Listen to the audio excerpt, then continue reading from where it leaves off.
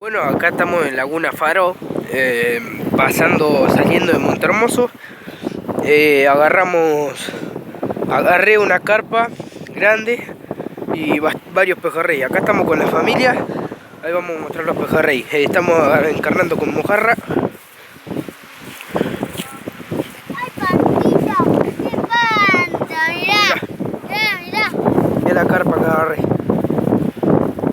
Dos botas, no llego a 2 botas porque no la llevo completada de adelante.